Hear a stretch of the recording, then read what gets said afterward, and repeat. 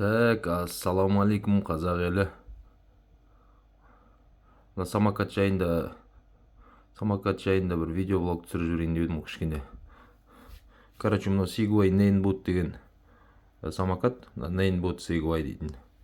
Короче, мынау P100S деген, P100S та. Короче, мынаның салмағы, кішігірім обзор, осы жақында сатып алдым. Бағасы 1 миллион теңгеге жақын.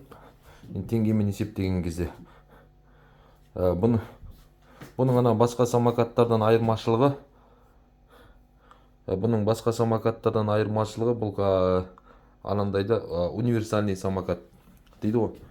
Жаңағыдай әртүрлі нелерде, әртүрлі климаттарда жүреді, қалада да, далада да, машинамен салыстырғанда бір где-то Прадо бар ғой примерно.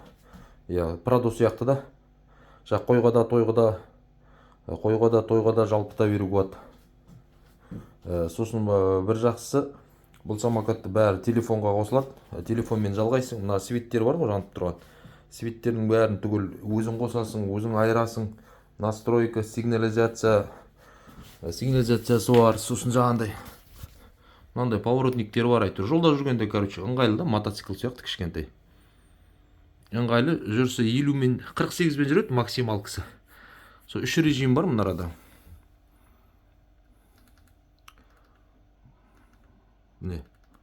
Эко, драйв, спорт. Жүрісі жақсы. Спортпен 48 бен жүреді максималкісінде. Эко режиммен 18 бен жүреді. Мына, короче, бәрін өзің настройка жасап аласың. Бұлай негізінде анандай өзінде не болады? Жаңағында өзінде ограничитель тұрады 25. Соны прошивка жасайтын.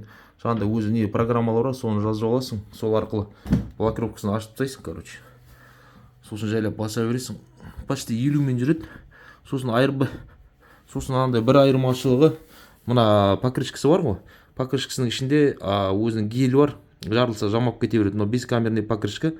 Мынаның все сезонка, мен қарда айдап жүрмін. Тайып кетеді, анау-мынау дейтін жоқ. Өзінің арқайын уверен ұстайды.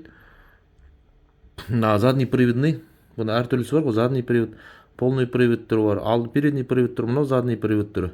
Тормоздары мынандай, трос, бірақ жаңағындай не сияқты, екі жағынан қысады, мотоцикл машинакі сияқты, колодкілер да, тормоздар.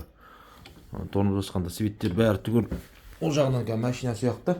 Сосын бір жақсысы, жаңағындай су өтпейді, жаңбырды да, қарды да айдай бересің де, шамалға су кірмейді. Салмағы 33 килограмм, максимум груз көтеретін 150 килограмм. Так, сосын зарядкасы, мынарадан зарядкіленеді, не? Андай блок питания ештеңе бәрі өзі ішінде. Тек бір проводпен жалғанады.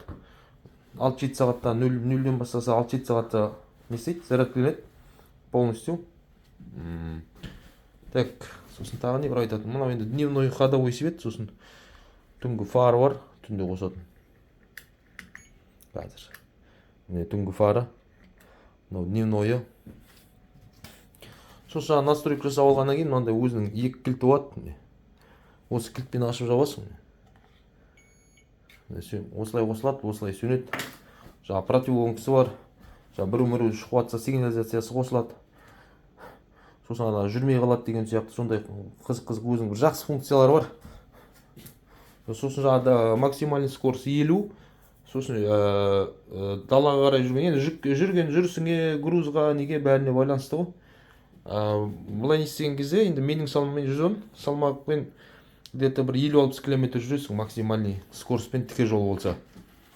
Бұлай жаңа 20 мен 25 пен эконом режиммен жүретін болсаң, онда где-то 70-80 км, 100 км плюс-минус. Соған дейін жетеді бір зарядкасы. Так, осы Segway Nainboot дейтін. Так, басқа не бар? Мына жерде қосылады. Алған бойдан болттардың бәрін қатайтып аласыңдар, майлап жүресіңдер, задний ходовкасы. Ходовой болғанда да жаңағыда амортизатор ештеңе жоқ.